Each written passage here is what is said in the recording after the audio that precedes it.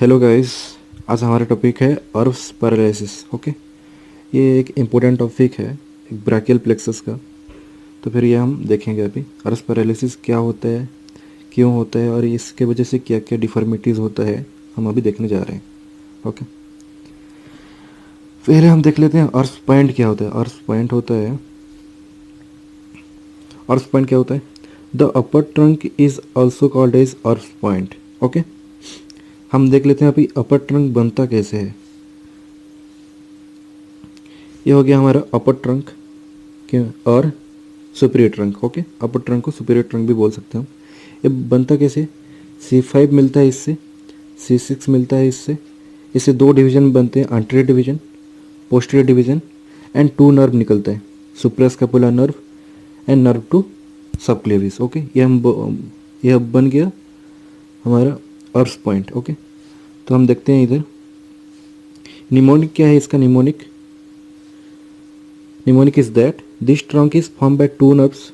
Okay, two nerves C5 C6 ends H two nerves, anterior division and posterior division, and H two branches, suprascapular nerve and nerve to subclavius।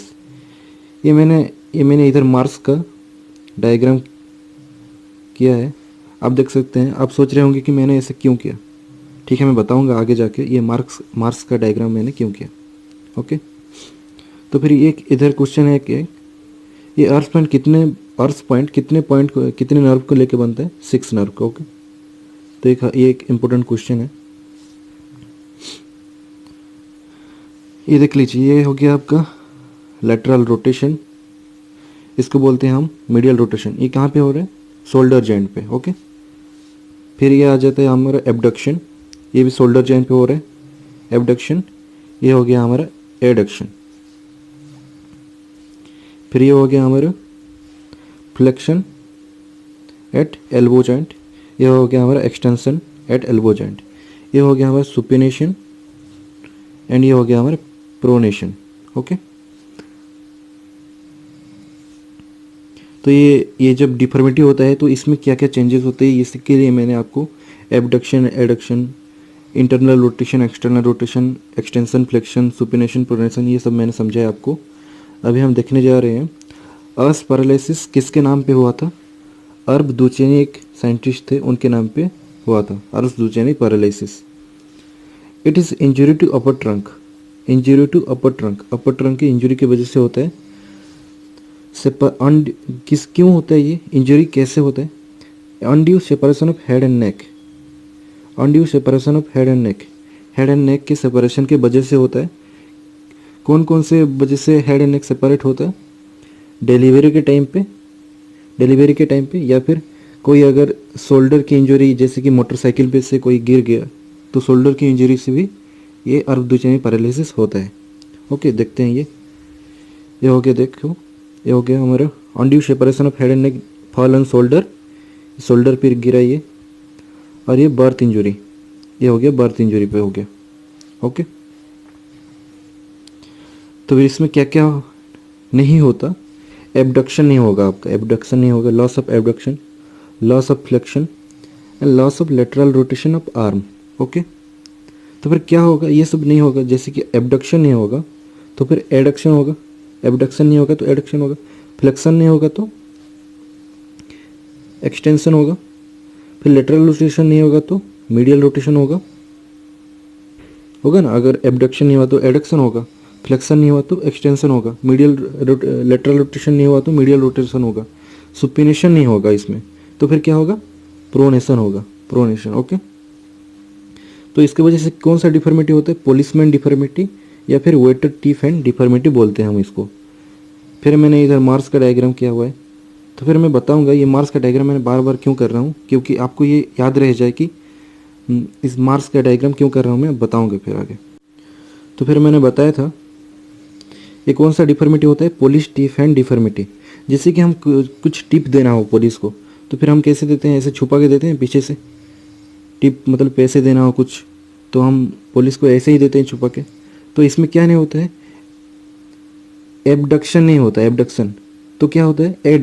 Adduction होगा। देखिए adduction हुआ है इसमें। फिर क्या नहीं होता है उसमें?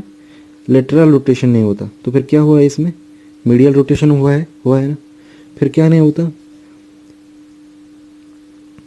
फ्लेक्शन नहीं होता, फ्लेक्शन नहीं होता, तो फिर क्या हुआ है, एक्सटेंशन हुआ है। एंड क्या नहीं होता, सुपिनेशन नहीं होता, तो फिर क्या हुआ है, प्रोनेशन हुआ है। ओके। फिर देखिए अर्धसुचनी पैरालिसिस किसके इंजरी से होता है, अपर ट्रंक के इंजरी से होते हैं। और अपर ट्रंक किससे बनता है, C5 और C6 का इंजरी हो जाता है। ओके। तो फिर मैंने बताया था मार्स का मैं डायग्राम बार बार क्यों कर रहा था। अब देखिए आप मार्स का डायग्राम क्यों करता है। एम पर क्या होता है, मस्क्यूलो क्यूटेनियस नर्व। ए पर हो गया आपका एक्सिलरी नर्व। आर पर हो गया आपका रेडियल नर्व। एंड एस पर हो गया सुप्रास्कैपुलर नर्व। ये आपको याद दिलाने के लिए मैंने बार बार मार्स का डायग्राम किया हुआ था। ओके। अब याद हो गया। जैसे कि अपर ट्रंक इंज्योर होता है अर्धचैनी तो पैरालिसिस होता है अर्धचैनी पैरालिसिस। तो उसमें कौन कौन सा नर्व डैमेज होता है, मार्स डैमेज होता है। M for musculocutaneous nerve, A for axillary nerve, R for radial nerve और S for suprascapular nerve. Okay.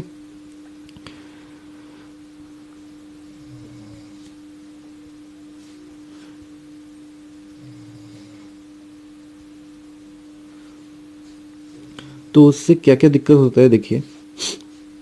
जैसे कि आर्म क्या होता है, आर्म एडक्टिव होता है, एडक्शन में होता है आर्म। तो क्या इसमें क्या आता है, क्यों होता है एडक्टेड, क्योंकि एबडक्टर मसल पैरालिसिस हो जाता है ना। एबडक्टर मसल पैरालिसिस होता है तभी तो आर्म एडक्टेड रहता है। तो एबडक्टर मसल कौन कौन सा होता है, एबडक्टर मसल कौन कौन सा होता है, supraspinatus and deltoid supraspinatus 0 to 50 degree तक एबडक्शन कराते हैं और डेल्टॉइड 50 टू 90 डिग्री तक एबडक्शन कराते हैं। क्यों ये दोनों मसल पैरालिसिस हो गए, क्योंकि बताया था एस पर सुप्रास्कैपुलर नर्व डैमेज होता है और एक्सिलरी नर्व डैमेज होता है। ओके। तो आगे आपका फिर मीडियल रोटेटेड क्यों होता है, क्योंकि लेटरल रोटेटेड मसल पैरालिसिस होता है। जो मसल लेटरल रोटेशन कराते हैं, लेटरल रोटेशन, वो मसल पैरालिसिस होते हैं। तो लेटरल रोटेशन कौन कौन मसल कराते हैं, supraspinatus, infraspinatus and teres minor. तो सुप्रास्पाइनेटस इंफ्रास्पाइनेटस कौन सप्लाई करता है, सुप्रास्कैपुलर नर्व। और टेरेस माइनर को कौन सप्लाई करता है, एक्सिलरी नर्व। बताया था axillary nerve, RS suprascapular nerve.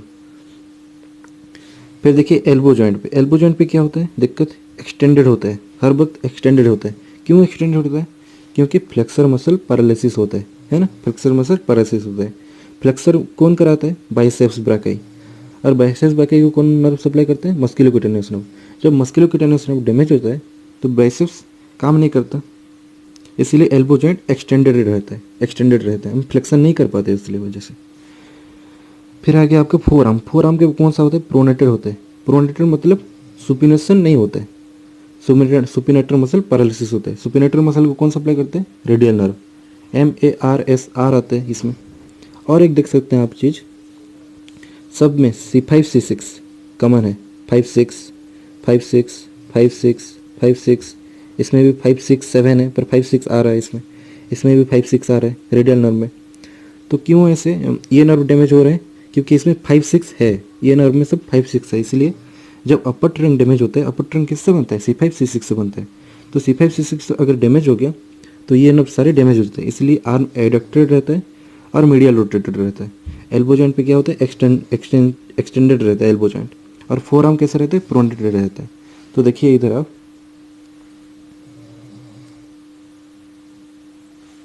तो ये लेटरल रोटेशन होता है या मीडियल रोटेशन होता है, तो लेटरल रोटेशन नहीं होता, सिर्फ मीडियल रोटेशन होता है। ओके। फिर आगे आपका आर्म आर्म एबडक्शन में रहता है या एडक्शन में रहता है, एबडक्शन में नहीं रहता है, एडक्शन में रहता है। फिर फ्लेक्शन में रहता है या एक्सटेंशन में रहता है, फ्लेक्शन नहीं हो पाता, सिर्फ एक्सटेंशन हो पाता है। और सुपिनेशन नहीं हो पाता, सिर्फ प्रोनेशन होता है। अभी समझ में आ गया होगा।